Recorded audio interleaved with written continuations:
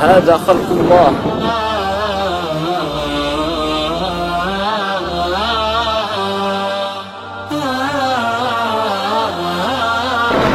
بس أكتاس الله سبحانه وتعالى وسيلة خلق الله عز وجل.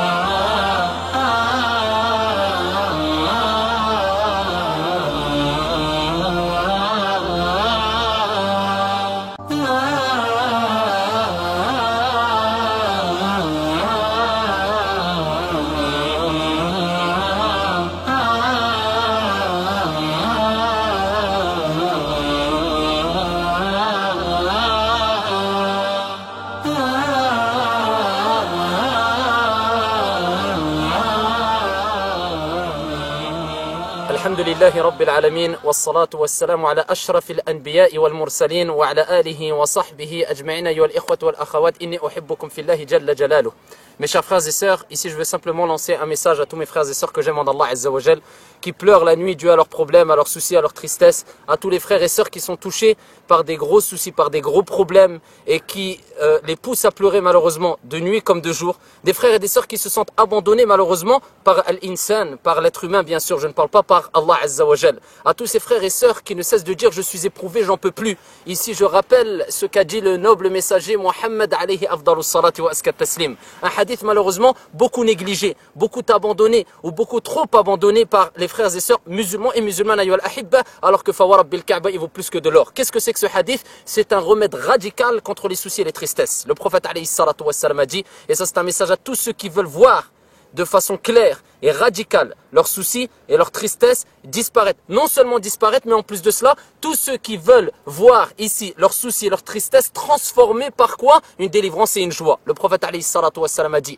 et le hadith il est rapporté par l'imam Ahmed, bisanadin sahih, selon Abdullah ibn Mas'ud radiyallahu anhu arda, qui a dit, le prophète Muhammad alayhi salatu wassalam a dit, il n'y a pas un serviteur qui est touché par ici des tristesses ou des soucis, que ce soit soucis ou tristesse, et qui dit, écoute bien cette dua, et je vous laisse lire cette invocation. Allahumma inni abduka ibnu abdika ibnu amatik, nasiyati biyadik, mardin fiya hukmuk, adlun fiya qada'uk, as'aluka bikulli ismin huwa lak, sammayta bihi nafsak, أو أنزلته في كتابك أو علمته أحدا من خلقك أو استأثرت به في علم الغيب عندك أن تجعل القرآن ربيع قلبي ونور صدري وجلاء حزني وذهاب همي.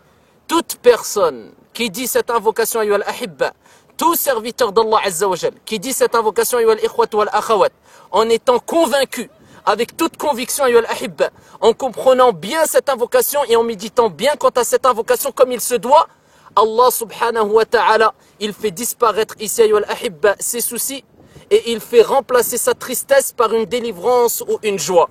Les compagnons radiyallahu anhum wa ardam, ils ont dit ya Rasulallah, est-ce qu'on doit apprendre ces mots-là? Est-ce qu'on doit l'apprendre? Il dit très certainement, toute personne qui a entendu cette invocation, ces paroles-là, il se doit de l'apprendre. Alayhi afdalus salati wa askat taslim. Le résultat, ayyuhal ahibba, si tu dis cette invocation, toi, ya akhil habib, qui est touché par de nombreux problèmes, toi, ma chère sœur, ici par de nombreux problèmes, par les tristesses, par les angoisses, par les soucis, si tu l'as dit cette invocation, en étant convaincu, pas simplement en la disant et en la récitant de façon mécanique, mais en étant convaincu, en comprenant bien cette invocation, en méditant quant à ces paroles, ayyuhal ikhwat wal akhawat, ici, bi'idnillahi azza wa jal, Allah subhanahu wa ta'ala, non seulement il va faire dissiper ici tes soucis, mais remplacer ta tristesse par une délivrance et par une joie. Ça, c'est qui l'a dit? Alladhi la yantiqu anil hawa, Muhammad ibn Abdillahi alayhi afdalus salati wa askat taslim. Et certes, il y a des gens qui vont nous dire, j'ai beaucoup de soucis, j'ai beaucoup de tristesse, je l'ai dit une fois, ça n'a pas marché. J'ai toujours les mêmes soucis et les mêmes tristesses. Une autre personne va nous dire, je l'ai dit 2 fois, ça ne marche pas. Une troisième va nous dire, je l'ai dit 3 fois, ça ne marche pas. Nous disons à ce moment-là, n'accuse pas Allah Azza wa Jal, mais accuse ta propre personne, ya Abdallah. Rapporté par l'imam al-Bukhari. Ici, pour que vous compreniez bien l'importance de persister quant au remède divin et prophétique. Un homme est venu voir le prophète alayhi salatu wassalam. Il lui a dit, ya Rasulallah, mon frère se plaint de douleur dans son ventre. Le prophète alayhi salatu wassalam, il lui a dit, dis-lui de prendre du miel Il est revenu voir le prophète. Il lui a dit, Ya Rasulallah, il a toujours mal au ventre. Le prophète alayhi salam lui a dit, dis-lui de prendre du miel. Il est revenu voir le prophète alayhi salatu wassalam. Il a dit, Ya Rasulallah, il a toujours mal au ventre. Le prophète alayhi salatu wassalam lui a dit quoi? Il lui a dit, certes, Allah a dit la vérité et le ventre de ton frère a menti. Dis-lui de prendre du miel. Pourquoi le prophète a dit ça? Car Allah Azza wa Jalla a dit, et le prophète alayhi salatu wassalam a dit que dans le miel, il y a une guérison. Et à ce moment-là, quand il a repris encore une fois le miel, il a guéri par la permission d'Allah Azza wa Jalla. Ça, c'est un message à ceux qui disent, je l'ai dit une fois, deux fois, trois fois, voilà que j'ai toujours des soucis et des tristesses. Nous disons, les maladies du cœur et les maladies du corps, quand on utilise les remèdes divins et prophétiques, quand ça ne marche pas à la première fois, on accuse sa propre personne, on n'accuse pas Allah Azza wa Jalla, et on doit la répéter deux fois. Si ça marche pas la deuxième fois, accuse ta propre personne, n'accuse pas Allah, recommence-la une troisième fois, et certaines personnes ont besoin de la recommencer, que ça soit, ou de reprendre ce remède divin et prophétique concernant la maladie du cœur ou du corps. Certaines personnes ont besoin de la prendre une fois, ou de prendre le remède une fois. D'autres, ils ont besoin de le prendre 50 fois. Ça dépend de la foi que tu as, la certitude que tu as, car on a besoin de certitude, ce qui manque à beaucoup de nos frères et sœurs au jour d'aujourd'hui, les asafi shadid.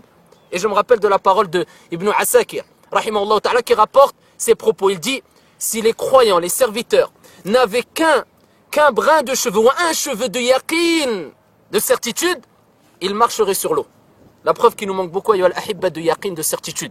Quand toi, tu diras cette invocation avec conviction, avec certitude, en méditant comme il se doit, bi'idnillahi azza wa jal fa wa rabbil ka'ba, non seulement tes soucis disparaîtront, tes tristesses disparaîtront, mais en plus de cela, fa wa rabbil ka'ba jalla jalaluhu ar-rahman.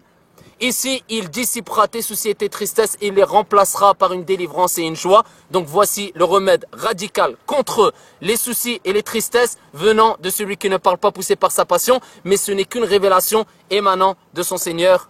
Ici, tabaraka wa ta'ala, inni uhibbukum fillah wa as'aluhu subhanahu wa ta'ala an yahfadhana jami'an wa an yaj'alani wa iyyakum min ahli al-jannah. Allahumma farrij hamma al-mahmumin wa naffis kurab al-makrubin wa qdi dayna 'an al-madinin wa shfi mardana wa marda al-muslimina ya rabb al-alamin. Subhanaka Allahumma wa bihamdik ashhadu an la ilaha illa anta astaghfiruka wa atubu ilayk wa akhiru da'wana an alhamdulillahi rabbil alamin.